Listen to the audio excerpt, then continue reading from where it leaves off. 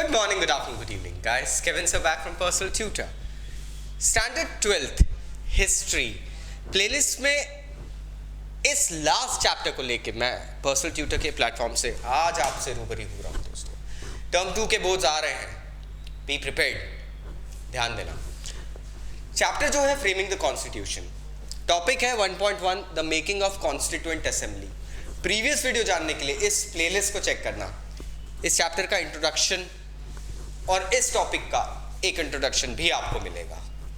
Let us understand constituent assembly के जो members थे ये एक वोटिंग प्रक्रिया के थ्रू, यूनिवर्सल फ्रेंचाइज के थ्रू इलेक्ट नहीं हुए थे. इनके कोई इलेक्शंस वगैरह नहीं हुए थे. हम जानते हैं कि 1945-46 के नवंबर दिसंबर महीने में एक प्रोविंशियल इलेक्शन हुआ था इंडिया में. ये प्रोविंशियल इलेक्शंस जो हुए थे इसमें प्रोविंशियल लेजिस्लेचर्स चुने गए थे एक कॉन्स्टिट्यूएंट असेंबली बनाने के लिए कि कौन लोग कॉन्स्टिट्यूशन बनाने वाली एक असेंबली में जाएंगे. ये कॉन्स्टिट्यूशन बनाने वाली जो कॉन्स्टिट्यूएंट असेंबली थी वो एक पार्टी द्वारा सबसे ज्यादा डोमिनेटेड थी. That was the Congress. People believed in Congress at that time क्योंकि this was a nationalist party जो एक पूरे स्ट्रगल के थ्रू भारत को आजाद करके सक्सेसफुली स्टैब्लिश कर पाई थी. ब्रिटिशर्स को यहां से बाहर खदेड़ने में Congress played an important role. तो कॉन्स्टिट्यूएंट असेंबली बनाने में भी कांग्रेस के रिप्रेजेंटेटिव ज्यादा एक्टिव रहे थे. जो वोटिंग हुई थी उनकी, जो लेजिस्लेचर की जो वोटिंग हुई थी उसमें कांग्रेस के रिप्रेजेंटेटिव ज्यादा चूज किए गए थे. होता यह है कि कांग्रेस ने जनरल इलेक्शंस में जो सीट्स का योगदान था उसमें एक क्लीन स्वीप दिखाई थी दोस्तों. It got a clean sweep. हालांकि मुस्लिम लीग ने मुस्लिम एरियाज की रिजर्व्ड जो सीट्स थी वो भी काफी हद तक जीत ली थी, लेकिन मुस्लिम लीग ने फाइनली कॉन्स्टिट्यूएंट असेंबली को बॉयकॉट करने का प्लान कर लिया. अब दोस्तों ये चीज समझ में नहीं आती है क्यों. मुस्लिम लीग हालांकि एक तरीके से मेजॉरिटी लेके आ गई है लेकिन उनके प्लान्स कुछ और थे. उनके प्लान्स थे to get a state known as Pakistan. Muslim League wanted to have a state known as Pakistan and that's why they boycotted the constituent assembly. Because इन्होंने पाकिस्तान एक स्टेट मांग लिया था जिसका एक सेपरेट कॉन्स्टिट्यूशन होगा. अरे भैया हम यहाँ पे इस कॉन्स्टिट्यूशन के लिए तैयारी कर रहे हैं, तुम एक अलग कॉन्स्टिट्यूशन, एक अलग स्टेट के लिए कॉन्स्टिट्यूशन मांग रहे हो. तो मुस्लिम लीग ने टोटल बॉयकॉट कर दिया था. सोशलिस्ट जो थे काफी हद तक वो लोग भी इस प्रोग्राम में नहीं इनकलकेट होना चाह रहे थे. They wanted to have a different thing क्योंकि सोशलिस्ट की जो थिंकिंग थी वो बहुत ही अलग थी. Socialist already wanted to have workers and all the things. उनको ये लगता था ये कॉन्स्टिट्यूशन वगैरह जो होता है ना, और ये जो कॉन्स्टिट्यूएंट असेंबली जो हमारे यहाँ बन रही है ना, this is a baby of Britishers.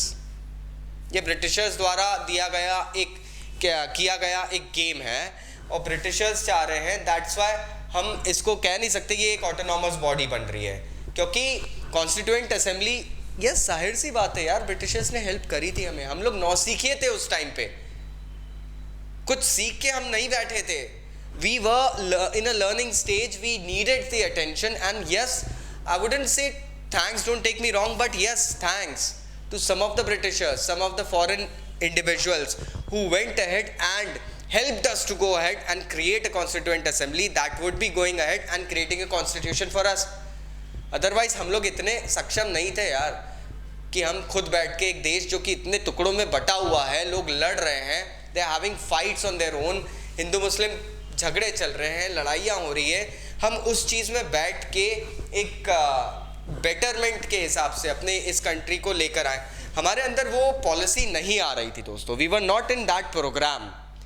So what happened, होता ये है कॉन्स्टिट्यूएंट असेंबली को फिर कोई भी बाहरी सपोर्ट मिल नहीं रहा था, तो 82% कांग्रेस वालों ने ही मिलके कॉन्स्टिट्यूएंट असेंबली बनाई. ठीक है यार, नहीं आना किसी को नहीं आना, हमें देश चलाना है, हमें तो कॉन्स्टिट्यूएंट असेंबली बनाना है, रोड़े तो मत अटकाओ, लेकिन हमें हमारा काम करने दो. और वो हुआ. तो ज्यादातर मेंबर अगर हम देखें तो कांग्रेस के थे. अब कांग्रेस के अंदर भी अगर देखा जाए तो एक फैक्शन नहीं था. कांग्रेस अगर एक ओवरऑल पार्टी थी तो उसके अंदर भी अलग अलग फैक्शंस थे, अलग अलग लोग थे जो अपनी अलग अलग बातें रखना चाहते थे. अब हो ये रहा था कि अगर मेजॉरिटी एक बात रखती है तो भी कुछ लोग तो हैं जो अलग अलग बातें रखते हैं. तो जो अलग अलग फैक्शन रखने वाले लोग थे उनके बारे में हम यही कह सकते हैं that they actually were never a part of Congress. उनकी थिंकिंग बहुत अलग थी.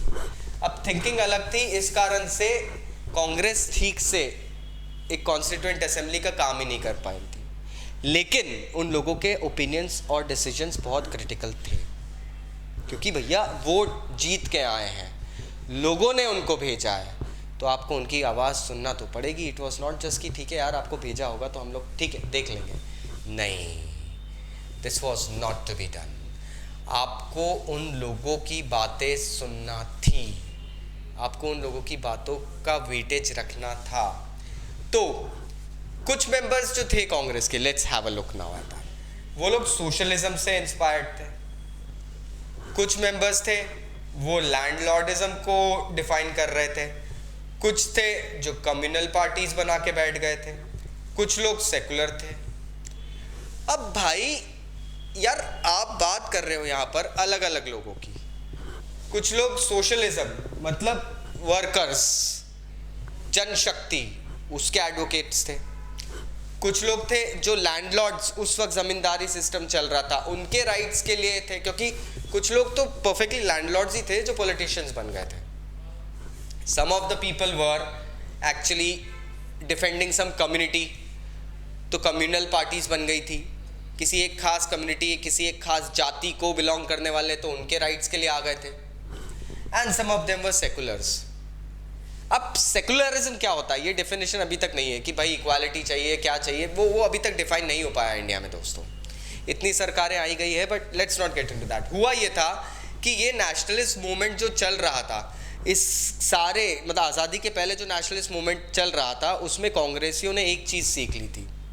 कांग्रेस के मेंबर्स ने अपनी बात को डिबेट में लाना और अपने डिफरेंसेस को नेगोशिएट करना सीख लिया था.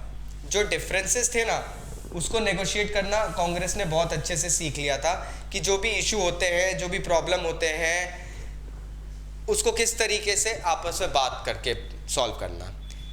लेकिन यहाँ आप एक कॉन्स्टिट्यूएंट असेंबली बना रहे हो, यहाँ बात करके सॉल्व करने वाली बात तो आ ही नहीं रही थी.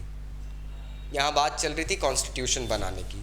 वहाँ पे डिबेट्स उतना चलेगा नहीं, जो काम हो रहा है उसको रोक दिया जाएगा. तो कहीं ना कहीं एक बहुत ही ज़्यादा वाद विवाद की सिचुएशन क्रिएट होती थी. People actually went on high debates guys. People could not sit quite. Even the member of Congress could not sit quite. Constitution बनने में भी बहुत जोड़ तोड़ हुआ था. Let's have a look now. होता ये है कि जो डिस्कशन चल रहा था, जो डिस्कशन आया, उसके अंदर कॉन्स्टिट्यूएंट असेंबली के लोग पब्लिक ओपिनियन से ज़्यादा इन्फ्लुएंस्ड दिख रहे थे. पब्लिक ओपिनियन जो आ रहा था, जाहिर बात है आपको पब्लिक ने वोट दे के भेजा है तो आप पब्लिक की बात करोगे, जो पब्लिक ने कहा है, आप रिप्रेजेंटेटिव हो. पब्लिक ओपिनियन ज़्यादा आ रहा था, आप पब्लिक ओपिनियन देख रहे हो. होता ये था कि ये जब आर्ग्यूमेंट्स बढ़ते थे ना, ये आर्ग्यूमेंट्स न्यूज़पेपर में छपते थे. शायद ये जो ट्रांसपेरेंसी चल रही थी, दिस वॉज मेजरली रॉन्ग. लेकिन ठीक है, हम एक डेमोक्रेसी की बात कर रहे हैं, एक तरीके से एक देश जहाँ पे सब कुछ पारदर्शी है, तो मीडिया को चीज़ें पता चलना थी. अब ये जब चीज़ें न्यूज़पेपर में छप के पब्लिक के पास जाती थी, ह्यूज पब्लिक क्रिटिसिज्म, डिबेट्स होते थे। कहते हैं ना, चाय की दुकान पे भी पॉलिटिक्स और देश का भविष्य डिस्कस हो जाता है, वो यहाँ पे होने लग गया था। यहाँ पे भी हम अपने देश की जो एक पॉलिटिकल रिजाइम है वो देख पा रहे थे कि किस तरीके से जो भी प्रपोजल्स वगैरह होते थे वो पॉलिटिकली डिस्कस हो रहे थे, किस तरीके से वो पब्लिक के पास जा रहे थे और लोग डिस्कशंस कर रहे थे। लोग क्रिटिसाइज करते थे, लोग सच में क्रिटिसाइज करते थे, काउंटर क्रिटिसिज्म भी होता था। मतलब आपने सरकार के एक एक्शन को गलत माना, किसी ने आपके उस गलत मानने को भी गलत माना, ये सब चीजें होने लग गई थी। और फाइनली ये जो कंसेंसस होता था, इसको हम लोग स्पेसिफिक इश्यूज का एक आउटकम मानते थे, क्योंकि रिप्रेजेंटेटिव पब्लिक की सुनेगा। यहां पे होता था। अब पब्लिक से एक कलेक्टिव पार्टिसिपेशन वाली थिंग भी चल रही थी। कलेक्टिव पार्टिसिपेशन जो चीज होती है, I just let you know, collective participation भी एक चीज होती है। वो कलेक्टिव पार्टिसिपेशन जो होता है वो भी यहां पर आ गया था। पब्लिक को इनवाइट करा गया था कि आप आओ और हमें अपने सजेशंस भेजो। दोस्तों, अगर आप उठ के किसी को out of the blue suggestions भेजने के लिए बोलते हैं तो be ready for all sort of suggestions. मतलब आपको सब तरीके के सजेशंस आने वाले हैं। आप फिर वहां पे ना अपने डिसीजंस से काफी दूर हो जाओगे। नाउ पब्लिक ने जब भेजना शुरू करे अपने डिसीजंस, तो सबसे पहले आती है माइनॉरिटीज, लिंग्विस्टिक माइनॉरिटीज जो थी। लिंग्विस्टिक मतलब जाति और भाषा के नाम पे जो अलग थे, जैसे तमिल, मलयाली, बंगाली। जो लिंग्विस्टिक माइनॉरिटीज थी वो अपनी मदर टंग की प्रोटेक्शन चाह रहे थे। हमारी मातृभाषा जो है उसका एक लेवल बने, ये चाहते थे कि हमारी भाषा को स्पेशल स्टेटस दिया जाए। रिलीजियस माइनॉरिटीज अलग चल रही थी। रिलीजियस माइनॉरिटीज जो थी उनको अपने धर्म के लिए स्पेसिफिक सेफगार्ड्स चाहिए थे। हमारे धर्म की रक्षा के लिए ये चीज़ें होनी चाहिए, ऐसे प्रॉब्लम्स क्रिएट नहीं होने चाहिए, all sort of things have to be done well. ये सब चीज़ें वहाँ पे चल रही थी। और दलित, जो कि मैंने प्रीवियस चैप्टर में आपको पढ़ाया है, दलित अपनी डिमांड अलग मांग रहे थे कि हम लोगों को एक तरीके से अपनी सेफगार्ड्स चाहिए, सोसाइटी में एक जगह चाहिए। जो कास्ट ऑपरेशन चल रहा है उससे निकलना है, हमको रिजर्वेशन ऑफ सीट्स चाहिए, ऑल सॉर्ट ऑफ थिंग्स। तो ये सारे प्रॉब्लम्स जो थे ये ओपनली हमारी असेंबली में डिस्कस होते थे। ये सारे प्रॉब्लम्स ओपनली हमारी कॉन्स्टिट्यूएंट असेंबली मतलब पार्लियामेंट हाउस में डिस्कस हो रहे थे। उसको पार्लियामेंट तो फॉर्म ही नहीं हुई थी दोस्तों, लेकिन वही कॉन्स्टिट्यूशन फॉर्म करने के लिए, पार्लियामेंट फॉर्म करने के लिए कॉन्स्टिट्यूशन बन रहा था। तो ये सारी चीज़ें डिस्कशंस चलते थे, रोज ही चलते थे। मैंने बताया आपको 165 मीटिंग्स हुई थी। So I hope now you'll understand कि किस तरीके से हमारी जितनी भी कॉन्स्टिट्यूएंट असेंबली थी वो क्या फेस कर रही थी, क्या प्रॉब्लम्स हो रहे थे। उस बेसिस पे विल सी कि क्या चीज़ें हो गई थी यहाँ पे। सो आई होप ये टॉपिक अब क्लियर हुआ है। फिर भी अगर कोई डाउट्स हैं तो नीचे कमेंट बॉक्स से कमेंट ज़रूर करना। मिलते हैं नेक्स्ट वीडियो में नेक्स्ट टॉपिक के साथ। Thank you very much, take care, bye bye.